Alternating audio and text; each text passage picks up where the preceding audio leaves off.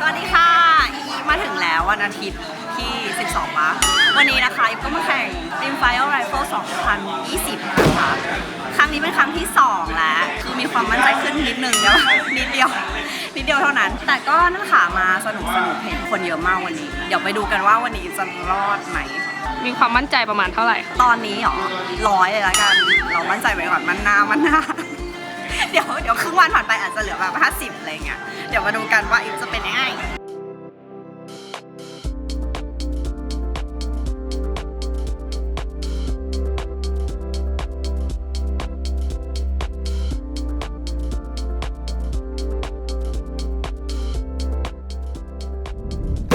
เราต้องไปฟังบีฟก่อนแบบเช่นสเตจนี้เราจะยิงยังไงใช้กระสุนกี่นัดที่100นี้พี่อีฟยิงไม่เข้าเลยอ่ะเราไม่เน้นซ้อมใครเข้าซ้อมเอาจริงมันสเตจที่1สมมติว่านักกีฬาเป็นเจ้าของฟาร์มเลี้ยงในระหว่างที่เฝ้าสัตว์เลี้ยงของท่านนะครับมีกลุ่มท่านหนึ่งนะครับแมกกาซีนแรกเป็น4+1แมกกาซีนต่อไปบรรจุเท่าไหร่ก็ได้นะครับกำหนดให้เป็นท่านอนยิงนะครับเหมือนเดิมครับขาซ้ายห้ามเลยแนวเส้นตรง100 เมตรก็รอสปอต1เนี่ยเดี๋ยว1ยิงเสร็จ1ลุกก็ได้นะ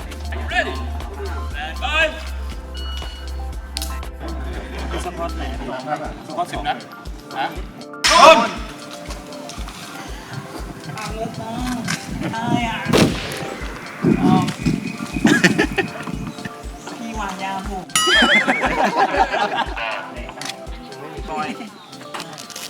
ยิงได้แต่ว่าข้ามไปขอถามชื่อเขาอยู่3ชูเตอร์เข้าใจวิธีการยิงนะครับชูเตอร์ are you ready stand by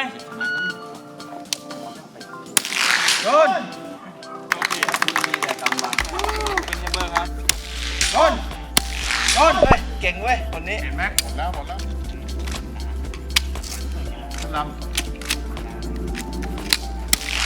น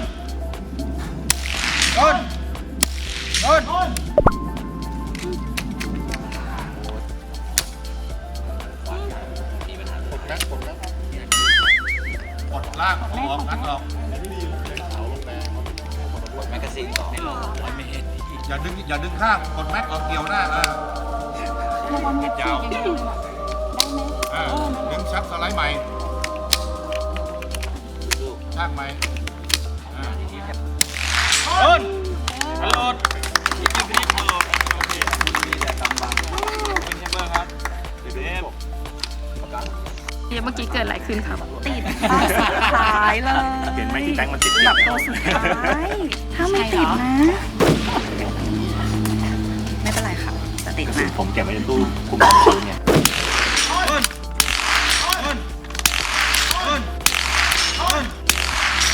อันโหลดยูฟินิชอันโหลดอันโชว์เป็นเบอร์ครับเวลา2728แค่จับโบ้อย่างเดียวจับโบ้ลั่นจับโบ้ต้นใครมีกันไกรตัดเล็บบ้างเราจะแก้ไขสอนเป็นกันไกรมีหนูว่าไม่ไหวมีกันไกรตัดนิ้วตัดนิ้วทิ้งเลยเหรอจีกำลังเทรนค่ะเทรนต้องตัดเล็บอยู่ชิ้นอย่างเดียวพอเอาไว้กันแบบเผื่อแม็กกาซีนติดเอาไม่ออกเมื่อกี้ติดนะคะตอนที่จะยิงนัดสุดท้าย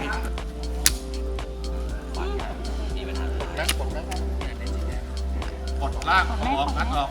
ซึ่งแบบเวลามาเนียนๆมากปึ้งเข้าเสร็จปุ๊บลูกติดแล้วงัดแม็กไม่ออกมันก็เลยเสียเวลาไปนานอยู่นะเป็นนาทีนะเข้ามาสเต็ปหน้าไม่รู้ว่าระยะไหนไปดูเฮ้ย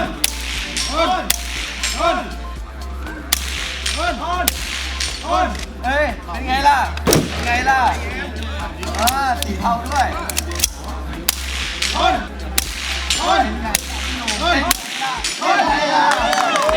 อันโหลดอันโชว์เฟียโอเคเกมเมอร์เซฟ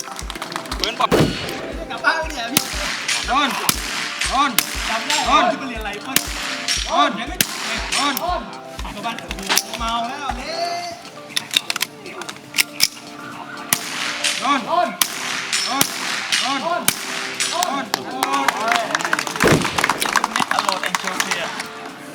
ยอมเวลา18:50ครับพี่ไปปืนรถพี่หรอก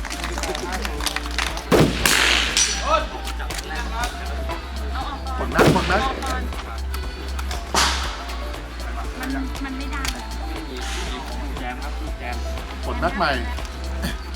ครับคัดแรงๆเลยได้ละ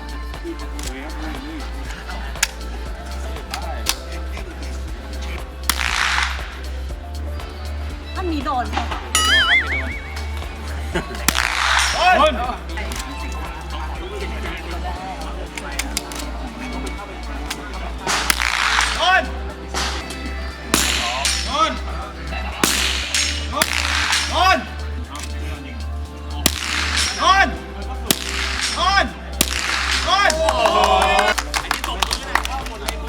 เรายิงโอเค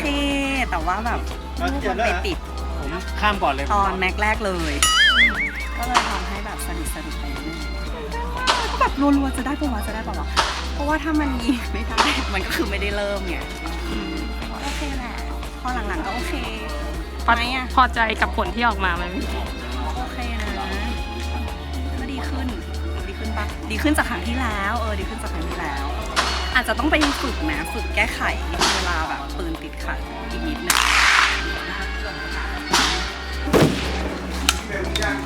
แค่หมอนป่ะเอาป่ะ 3 นัดเท่านั้นนะพี่ เฮ้ยเรามีกระสุนเยอะเท่าไหร่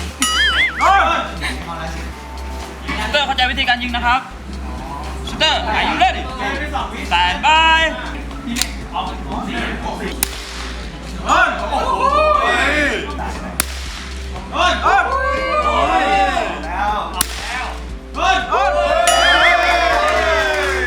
เมื่อกี้ยิง3 นัดเข้า3 นัดเลยนะคะ รีบโม้เร็ว ไม่กลัวระยะไกลนะคะยิงเข้าโหมดได้ เชิญนักกีฬาทุกท่าน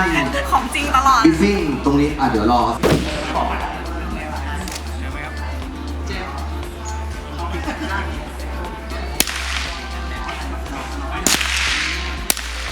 โดนเอาย้ายซ้ายขวาก็ได้ไม่เป็นไรโดนไปอีกหน่อยพี่ไปอีกหน่อยได้แล้วเย็น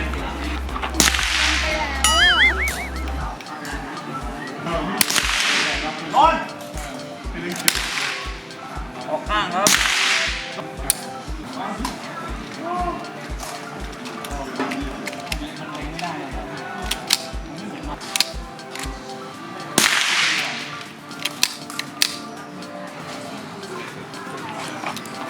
ปอกข้าง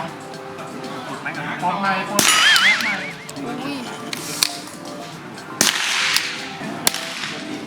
ข้ามหัวครับโดน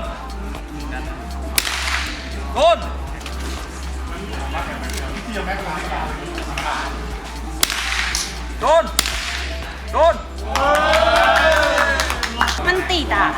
ติดอีกแล้วอ่ะไม่รู้ทำไมเหมือนกันนะ2 นัดสุดท้ายคือมั่นใจมาก คือปล่อยซ้อนเลย 2 นัด ไม่หรอ ตั้ง เร็วๆเหอะสักทีค่ะตอนนี้นะคะอีกยิงไป4 สเต็ป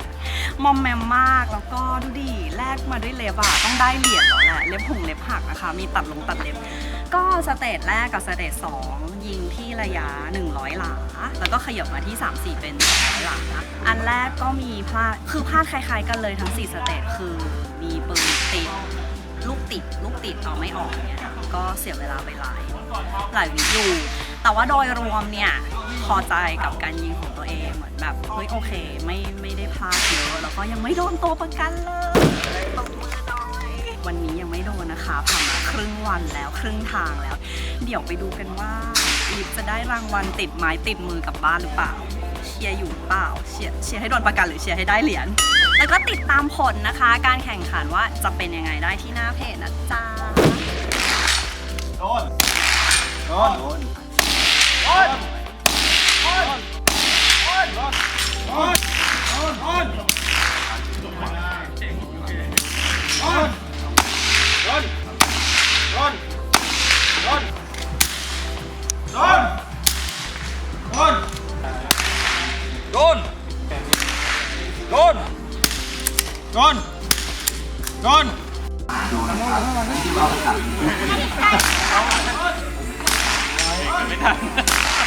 ไม่ได้แล้วอ่ะ